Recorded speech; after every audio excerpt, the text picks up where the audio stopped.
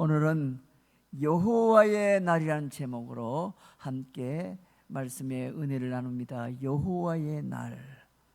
우리는 가끔 성경에 등장하는 하나님의 모습 가운데 하나님이 이토록 무자비하고 이토록 잔인하신 하나님이신가 그렇게 느낄 만큼 하나님의 그런 모습들을 성경을 통해서 발견할 때가 있습니다. 그래서 사람들 가운데는 하나님이란 존재에 대해서 오히려 달가워하지 않고 비난하는 사람들도 있습니다. 그러나 그것은 하나님에 대하여 잘못 이해하고 있는 것입니다. 왜냐하면 만약 하나님이 그 기본적인 성질이 나빠서 그렇게 행동하거나 또는 인간들을 싫어하고 미워해서 그렇게 하시는 것이라면 당연히 우리는 그 하나님을 향하여 나쁜 하나님이라는 이 말을 받아들여야겠지만은 하나님께서 그렇게 하시는 그 하나님의 행함에는 그 원인 자체가 사람들에게 사실은 있다는 겁니다. 오히려 더 한 걸음 더 나아가 하나님께서는 진정으로 사람들을 사랑하고 또 그 사람들로 하여금 자신이 걸어가고 있는 죄악된 길에서 잘못된 길에서 돌이키도록 하기 위한 그런 하나님의 뜻이 담겨 있다 그렇게 볼 수가 있습니다. 그래서 하나님의 백성으로서 나쁜 행동을 했던 사람들에게는 하나님이 무섭고 두려운 존재로 보이며 그렇게 징계를 당하는 것으로 보이는 것입니다. 여러분 그 필리핀의 대통령 두테르테라는 사람이 있습니다. 들어보셨나요? 이름도 좀 특이하죠. 두테르테. 이 사람이 검사 출신입니다. 검사 출신이라고는 하지만 입이 너무 거칠고 행동도 자기 마음대로 하고 그래서 많은 사람들에게 입방아를 찢는 그런 구설수의 대상이 되기도 합니다. 여성 비하는 물론이고 가톨릭 국가인데 이 필리핀이 그런 가톨릭 국가에서 사제와 가톨릭 자체에 대하여 공개적인 비난도 서슴지 않고 있습니다. 또 그뿐만 아니라 사회를 어지럽게 하는 마약 사범을 단속하기 위해서 마약 사범의 범죄자들은 즉시 발견하는 즉시 다 사살을 명령했고 공개적으로 모든 마약 사범들은 죽기 전에 너희들 스스로 자살하라 그렇게 말을 하기도 했습니다. 이 대통령이. 이런 대통령의 강력한 모습에 대하여 사람들의 평가는 두 가지입니다. 긍정적인 면에서는 어느 누구도 하지 못했던 부패하고 썩었던 이런 사회의 큰 죄악의 덩어리였던 마약 사범들을 단시간에 해결할 수 있는 용기 있는 지도자라 그렇게 평가하는 사람이 있는가 하면은 반대로 인권주의자들이나 평화주의자들은 그의 방법이 너무 폭력적이고 반인권적이라 비난합니다. 왜냐하면 분명히 이 두테르테 대통령이 하는 행동 가운데는 정의로운 행동도 있지만은 인간의 존엄성이나 생명 자체를 멸시하고 다른 사람의 인격을 존중하지 않는 그런 무자비한 행동들을 보여주었기 때문에 그렇습니다. 그래서 그가 폭력을 사용하는 폭군인지 아니면 백성을 또 나라를 진정으로 사랑해서 그들을 잘못된 길에서 돌아서게 하는 정의로운 지도자인지 아직까지도 정당한 평가가 나오지 않습니다만은 세월이 좀 더 흐르면은 사람들에 의해서 그 사람이 했던 행동들에 대해서 제대로 된 평가가 오지 않겠습니까? 하지만 어느 정도 시간이 지난 다음에는 왜 그가 그렇게 선동적인 방법으로 아나무인격적인 방법으로 일을 처리했는지 조금은 더 선명하게 알 수 있지 않을까 생각을 합니다. 하지만 오늘 우리가 보려는 이 본문에서 완전히 정의로운 모습으로서의 하나님의 모습을 우리는 발견하게 됩니다. 하지만 그 하나님의 모습이 우리가 평소에 생각했던 것처럼 사랑의 하나님, 인자하신 하나님, 온유하신 하나님, 참으로 우리를 품으시고 용서하시는 하나님, 이런 모습의 하나님만은 아니라는 겁니다. 오히려 그 백성이 나쁜 길로 갈 때 군대를 일으켜서 오히려 다른 민족의 강력한 세력을 이용해서 벌을 내리기도 하고 잡아서 옥에 가두기도 합니다.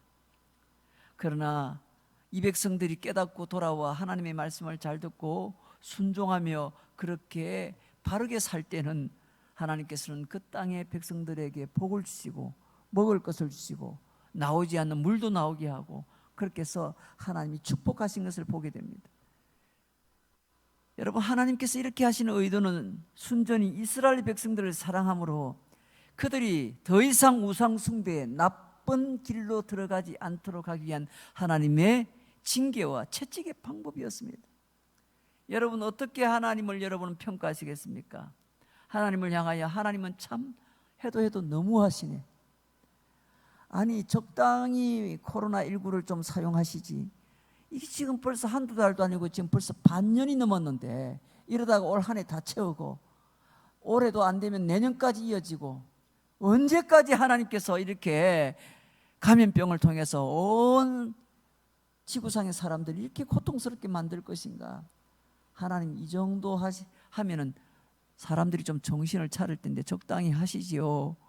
하나님, 이제 좀 그만하시죠. 이런 마음이 우리에게 든다면 아직도 정신을 못 차리고 있는 겁니다. 아직도 하나님이 내리시는 그 채찍과 징계와 하나님의 이런 섭리를 아직도 인간들이 깨닫지 못하고 있는 겁니다. 우리 하나님은요, 어느 순간에는요, 그 백성들이 보기에도 너무 무섭고 두려운 존재로 나타납니다. 언제 사람들이 두려워하고 하나님에 대하여 무서워하게 됐습니까? 그 이유는 이 백성들이 죄 가운데 빠져서 죄를 지었기 때문에 그렇습니다. 여러분, 다른 때에는 하나님께서 그 백성들에게 한없이 사랑스럽고 부드러우신 그런 전능하신 하나님으로 나타나지 않습니까? 하나님이 어떨 때는 너무 사랑스럽고 너무 인자하시고 좋으신 하나님 그렇게 우리가 찬양하는데 어떨 때는 무서울 정도로 하나님의 심판과 채찍이 두려울 정도로 공포감을 느끼게 합니다. 이런 하나님의 모습을 바라보면서 우리가 하나님은 참 변덕쟁이라고 그렇게 말할 수가 없습니다. 오히려 이런 모습을 통하여 하나님께서 그의 백성들에게 정말 원하시는 것이 무엇인지, 그 백성들은 어떻게 하나님의 뜻에 다시금 순종할 것인지 그렇게 돌아볼 수가 있어야 된다는 겁니다. 자, 몇 가지로 오늘 말씀에서 요엘 선지자를 통해서 우리에게 주시는 하나님의 뜻을 찾습니다. 첫째로는 하나님께서는 시온에서 나팔을 불며 경고하십니다. 여러분, 성경에 나오는 이 나팔이란 단어, 나팔은요, 어떤 상징이 있느냐면 사람들에게 위험을 알리는 겁니다. 나팔을 불면 적군이 쳐들어온다는 걸 알리기도 하고 그렇죠. 나팔을 불어서 어떻게 해요? 위험의 상황을 빨리 전달하려고 하는 것 아닙니까? 여러분, 그 앰뷸런스 아십니까? 119 구조대차나 또 병원에 앰뷸런스가요, 달려갈 때 소리를 웽웽거리면 가면은 어떻게 합니까? 모든 차들이 다 양보를 하고 옆쪽으로 서 비켜주든지 아니면 서행을 하든지 해서 빨리 그 앰뷸런스 차가 먼저 지나가도록 그렇게 교통법규상 배려를 합니다. 그렇지 않습니까? 그렇게 경고음이 들려오는데도 끝까지 버티고 비켜주지 않고 오히려 어떻게 해요? 이 앰뷸런스하고 들이받아가지고 사고를 낸 어느 들었죠, 여러분들? 택시 기사를 신문에 나지 않았습니까? 매스컴에서. 경고의 소리가 들려도 꿈쩍도 안 하는 사람들이 있습니다. 그러면서 도리어 들이받아가 사고를 내고 배상을 요구하고. 오늘 성경을 여러분 한번 보세요. 요엘서 2장 오늘 1절 2절 한번 보세요. 시온에서 나팔을 불며 나의 거룩한 산에서 경고의 소리를 질러 이 땅 주민들로 다 떨게 할지니 이는 여호와의 날이 이르게 됨이라. 이제 임박하시고 어둡고 캄캄한 날이 짙은 구름이 덮인 날이라. 새벽빛이 산 꼭대기에 덮인 것 같으니 이는 많고 강한 백성이 이르렀습니다. 이와 같은 것이 옛날에도 없었고 이후에도 대대에 없으리로다. 여기 보니까 여호와의 날이 하나님의 그 날이 임박하게 되었다, 이르게 되었다 했습니다. 여러분, 이 여호와의 날, 하나님의 날, 재림의 날, 하나님께서 이 땅에 오시는 그날, 주로 뭘 느끼는 겁니까? 그 날에 대해서 주제가 뭘까요? 심판의 날이다, 그렇게 느낌을 받지 않습니까? 오늘 본문에 등장하는 여러 가지 두려운 장면들은 모두가 다 하나님의 의도와 계획에서 나온 것입니다. 그게 오늘 1절 2절 아닙니까? 시온에서 나팔을 불고 나의 거룩한 산에서 경고의 소리를 질러라 했습니다. 여러분, 불이 나면 불이야 하고 소리를 지르고 그렇죠? 문제가 발생하면 다른 사람들에게 알리기 위해서 경고의 소리를 막 지르지 않습니까? 자기가 또 위험한 상황에 닥치면 또 어떡합니까? 어떤 사람은 소리를 막 지르지 않습니까? 사람 살려 하고 그냥 온갖 소리를 질러서 사람들에게 뭐예요? 도움을 요청하고 위험을 알리지 않습니까? 여러분, 오늘 이 말씀 이후에 나오게 될 모든 사건들, 이 사건들을 이끌어 가시는 분이 여호와 하나님이라는 사실을 보여줍니다. 그래서 이 날은 무슨 날이라? 여호와의 날이라 이렇게 부르게 됐던 겁니다. 이 날은 이 세상 가운데 있는 모든 죄와 불법과 불의에 대하여 실제적인 징계를 실행하시는 날입니다. 그 날에는 마치 온 하늘이 어둠이 임한 것처럼 캄캄해지고 암담해지고 참담하고 두려운 날이 될 것이다 했습니다. 하나님이 이 땅의 모든 주민들을 두려움으로 떨게 하실 것이라 했습니다. 여러분, 우리는 하나님의 이런 모습이 별로 친숙하지 않습니다. 하나님은 언제나 우리에게 자비롭게 대하시고 사랑으로 대하시는 분이고, 우리가 울면서 회개하면 용서해 주시고 그렇게 우리를 품으시는 하나님으로 이해하고 있기 때문에 그렇습니다. 그러나 하나님은 꼭 그런 모습만 갖고 계시는 분이 아닙니다. 특히 완전히 늘 악한 일을 도모하는 사람들에게, 반복적으로 그 죄를 짓는 사람들에게는 무서운 심판과 징계를 가져오는 분이기도 합니다. 오늘 3절 말씀을 보세요. 불이 그들의 앞을 사르고 불꽃이 그들의 뒤를 태우니 그들의 예전의 땅은 에덴 동산 같았으나 그들의 나중의 땅은 황폐한 덜 같으니 그것을 피한 자가 없도다 했습니다. 여러분, 황충이 지나가면, 황충 메뚜기 때가 지나가면요 어떻게 되냐면 남는 것이 하나도 없는 겁니다. 최근에 인도에는 메뚜기 떼가 엄청나게 나타나서 쓸고 지나갔다고 하잖아요. 그러면 모든 곡식이 남는 게 없습니다. 그렇죠? 우리가 그저 우리나라에서는 제가 어릴 때도 그냥 메뚜기가 덜해가고 또 이렇게 산에 가면은 참 많이 있었어요. 그 정도 메뚜기 수 가지고는요 별 영향을 못 미칩니다. 우리가 메뚜기 가지고 이렇게 장난도 치고 또 어떤 메뚜기는 뭐 구워서 먹기도 하고 그러잖아요. 그런데 그런 정도가 아니라 새카맣게 몰려오는 이 메뚜기 떼가 엄청나게 달려오면요 한번 그 덜을 지나면 모든 곡식이고 뭐고 다 황폐하게 만들어 버리는 겁니다. 사랑하는 성도 여러분, 우리가 하나님의 이런 모습을 잘 이해하고 배워야 되는 이유는 우리의 삶이나 행동 가운데 어느 모습이라도 하나님의 분노와 진노를 일으키는 일이 없어야 하기 때문에 그렇습니다. 왜냐하면 하나님은 우리에게 근본적으로 좋으신 분이고 좋은 왕이지만은 그 백성들이, 하나님의 백성들이 나쁜 길에 들어갈 때는 가차없이 징계를 가하시고 다시는 그 일을 마음에 두지 못하도록 강력한 방법을 펼치시는 분이기 때문에 그렇습니다. 두 번째로 오늘 본문에 우리 여호와의 날에 어떤 모습으로 나타납니까? 성을 파괴하는 군대의 모습으로 나타나고 있습니다. 현재 우리의 세대 가운데 전쟁을 겪으신 분들도 있고 그렇지 않은 분들도 있습니다. 그러나 간접적으로라도 전쟁의 참상을 아는 사람들은 절대적으로 전쟁은 일어나서는 안 된다고 말을 합니다. 오늘 우리의 젊은 세대들, 전쟁을 경험하지 못한 세대는 전쟁에 대하여 뭐예요? 별로 그렇게 크게 마음이 와닿지 않는 겁니다. 그 참혹한 상황을 겪지 않은 세대들은 전쟁이 뭔지도 잘 모릅니다. 여러분 거제도 가면요 포로 수용소라는 곳이 있습니다. 포로 수용소에 들어가면은 6.25 전쟁에 그 여러 가지 전쟁의 참혹한 상황들을 전시를 해놓고 또 여러 가지 전쟁 때 사용했던 여러 가지 군사 무기들, 뭐 탱크부터 해가지고 이런 것들이 전시되어 있습니다. 거기 가면 이렇게 영사기로 이렇게 영상을 돌려줘서 이렇게 그때 전쟁의 상황들, 남쪽까지 밀려 내려온 상황들, 또 많은 사람들이 죽고 하는 이런 상황들을 잘 이렇게 전시해 놨잖아요. 아마 가서 보신 분들이 있을 겁니다. 저는 생각하기에 그 전쟁에 관련된 여러 가지 우리의 다음 세대나 우리 국민들이 계속해서 그것을 저는 봐야 된다고 생각해요. 미국의 워싱턴에 가면요, 여러 전시관들이 있는데 그 가운데 유태인들 학살한 나치스의 그 학살한 그 전시관이 있어요. 실제로 거기 들어가 보면은 그 유대인들이 수백만 명이 그냥 아우슈비츠 감옥을 비롯해서 이런 데서 고문을 당하고 그렇게 해서 처참하게 죽어가는 상황들, 죽이는 상황들, 전쟁으로 인해서 수많은 사람이 죽은 상황들을 거기 잘 전시해 놨어요. 끔찍해요, 들어가서 보면. 근데 왜 그런 걸 전시해 놓을까요? 결코 전쟁이 옳은 것이 아니라는 겁니다. 전쟁은 일어나지 않아야 될 거라는 것을 사람들에게 인식시키면서 뭘 사람들이 자꾸 추구하도록, 평화를 추구하도록, 더 이상 전쟁은 일어나지 않도록.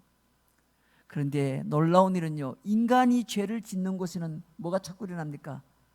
전쟁이 일어나요. 전쟁이 일어나서 이 민족과 저 민족이 서로 다투고 싸우고, 지금도 전 세계에 부족 간에, 민족 간에, 국가 간에 전쟁이 끊임없이 일어나고 있잖아요. 지금도 매일같이 전쟁이 일어나면서 매일같이 죽고 있습니다. 이번에 레바논에 그 테러가 일어나서 터져가지고 지금 한두 명이 아니라 수천 명이 죽었어요. 이번에 정신없, 그 지역에 있는 병원의 절반이 다 날아갔대요.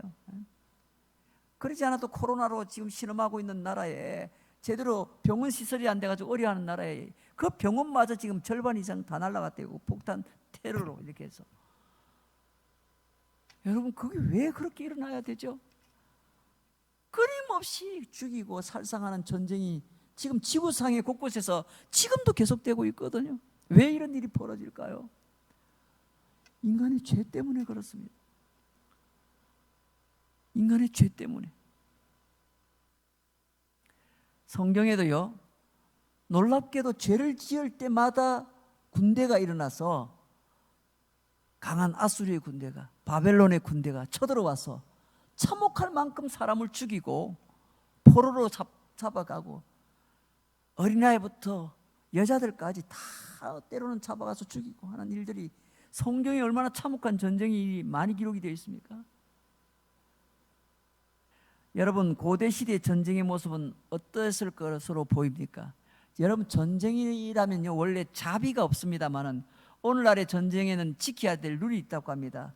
포로 협정이나 또는 민간인들, 특별히 여자와 아이들을 보호한 규정이 있습니다. 실제로.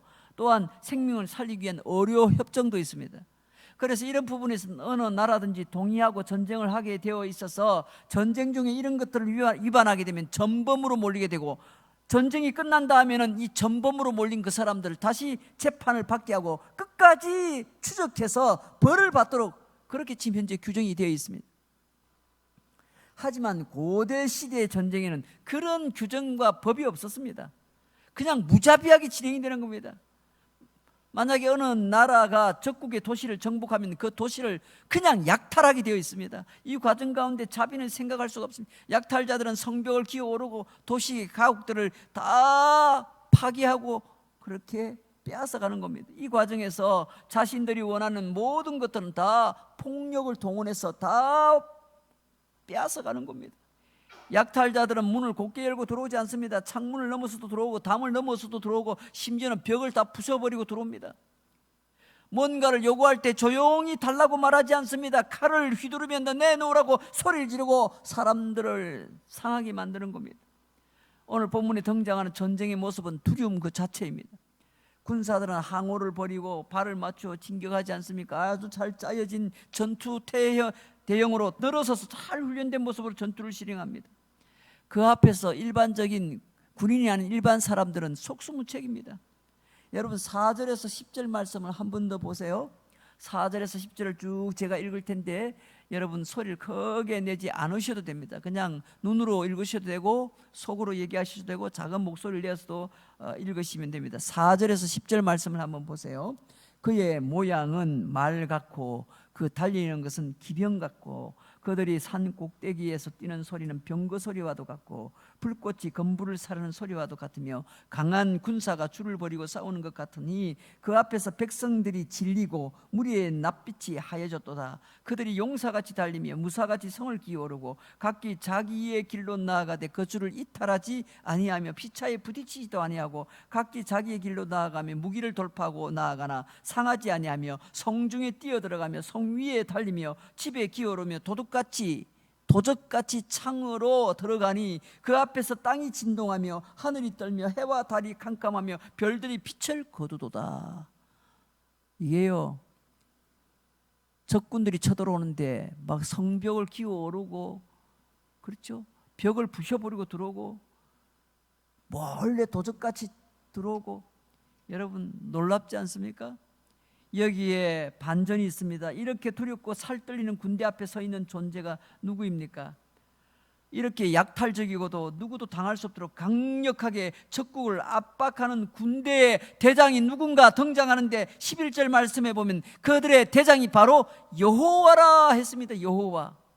아니, 지금 이 백성들을 무참하게 약탈하고 죽이는 그런 군대의 대장이 보니까, 자세히 보니까 여호와라 했어요. 11절 말씀을 보세요. 여호와께서 그의 군대 앞에서 소리를 지르시고 그의 진영은 힘이 크고 그의 명령을 행하는 자는 강하니 여호와의 날이 크고 힘이 두렵도다. 당할 자가 누구이랴 했습니다. 여러분, 그렇습니다. 무자비하게 군대를 이끌고 성을 점령하는 그 존재는 다른 이도 아닌 바로 하나님, 여호와 하나님이 바로 저들의 대장이라는 겁니다. 하나님이 어떻게 그러실 수 있을까? 그렇게 사랑하는 이스라엘 백성들이라고, 택한 백성이라고 했는데 어떻게 그 백성들을 향하여 이렇게 무서울 정도로 군대를 몰고 와서 약탈을 하고 죽여버리고 하는 이런 일들이 왜 벌어질까? 이렇게 무자비하게 침략을 당하는 대상이 누구라고요? 이스라엘 백성들, 흔히 말하는 대로 택한 백성들이라고 하는, 하나님의 교회와 성도들도 정상적이고도 바르게 하나님의 성도로서, 하나님의 자녀로서 분명하게 거룩하게 그렇게 지키지 못하고 똑같이 세상 사람들처럼 죄짓고 반복적으로 우상 숭배하며 죄짓고 살아간다면 하나님이 그들 또한 징계의 심판의 대상이 될 것이다. 누구를 보내서라도, 군대를 보내서라도, 군대의 대장이 하나님이 친히 자처해서 대장이 되어서 명령을 하시는 겁니다.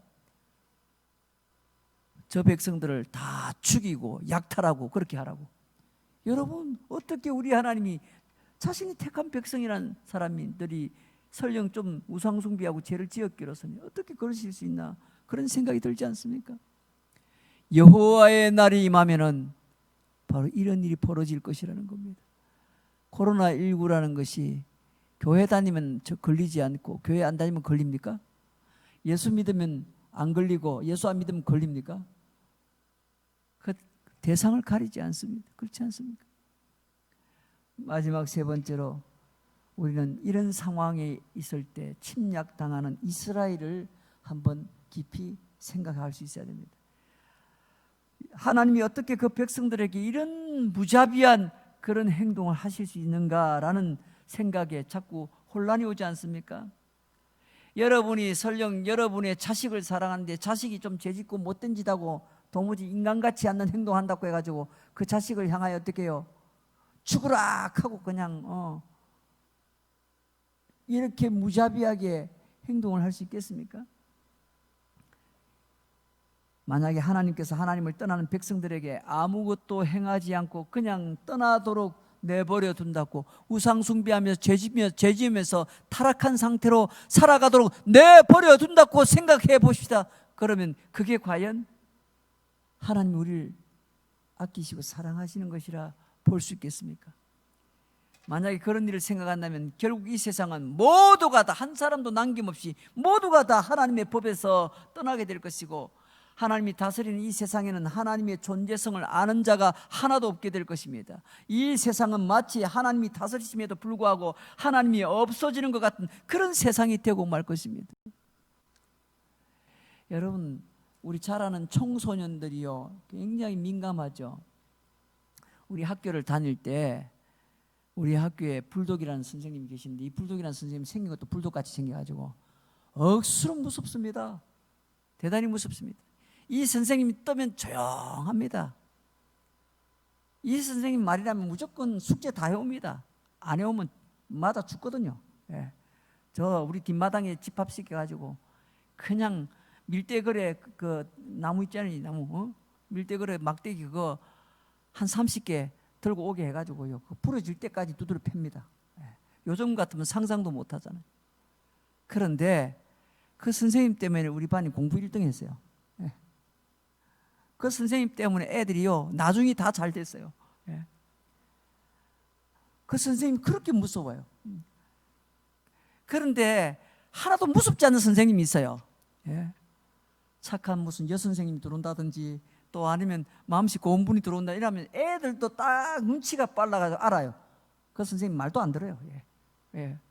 벌써 뒤에서 딴짓 다 하고 막 공부는 안 하고 막 완전히 엉망진창이에요. 예. 그런데 뭐예요? 무서운 선생님이 들어오면은 그 선생님은요 졸업하고도 기억이 남아요. 예. 그리고 그 선생님이 고마워요. 나중에 가면. 예. 그때 철없는 나를 바른 길 가라고 때리고 가르쳐주고 그렇게 때리고 난 다음에 나중에 또 감사주고 그렇게 해주셨던 그 선생님 때문에 내가 오늘 일처럼 바르게 컸구나 생각을 하는 거죠. 예. 여러분 하나님이 무서운 심판에 때로는 뭐예요? 전쟁을 때로는 전염병을 때로는 온갖 것을 다 동원했으더라도 이 백성들이 하나님의 존재를 좀 느낄 수 있고 하나님 앞에 울면서 자복하면서 회개하고 돌아올 수만 있다면은 코로나19가 아니라 코로나 190이라도 와야 안 되겠습니까? 예. 그렇게 해서라도 정신을 차릴 수만 있다면은 그렇게 해서라도 자기 죄를 깨닫고 돌아올 수만 있다면은 그게 좋으신 하나님 아닐까요? 여호와의 날에 그 날이 되면은 하나님께서 우리를 향하여 심판의 칼날을 들게 될 것입니다. 우리 하나님이 심판하시는 것, 그 하나님 잘못된 하나님이 아니라는 겁니다. 적당히 심판해서 사람들이 알아들을 것 같았으면 사람의 속마음까지 다 아시는 하나님이 그렇게 무자비하게 심판하시겠습니까? 적당히 해도 다 알아들을 정도 같으면. 여러분 이 경고는 이스라엘 백성들에게만 있었던 것이 아니라 오늘날 우리에게도 그대로 적용된다는 사실을 기억해야 합니다. 이 백성들에게 이렇게까지 해야 되겠냐 생각되지만 그렇게 하지 않으면 이 백성도 죽고 하나님의 존재도 그들 가운데는 의미가 없어지게 됩니다.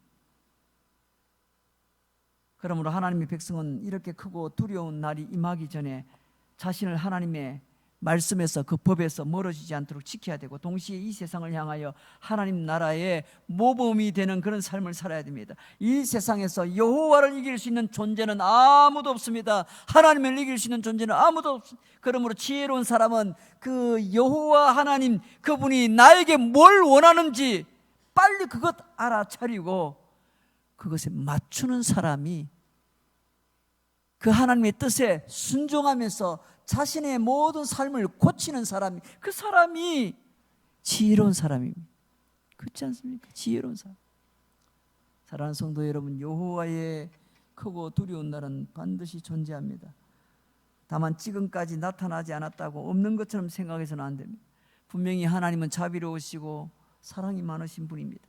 그의 백성들이 완벽하게 하나님께 돌아올 수 있도록 하기 위해서는 그 사랑의 그 자비로운 마음을 잠깐 내려놓으시고 오히려 강력한 심판을 통해서 하나님의 택한 백성들, 교회들 깨우기 위해서 하나님께서 경고의 메시지를 우리에게 줄 수 있다는 겁니다.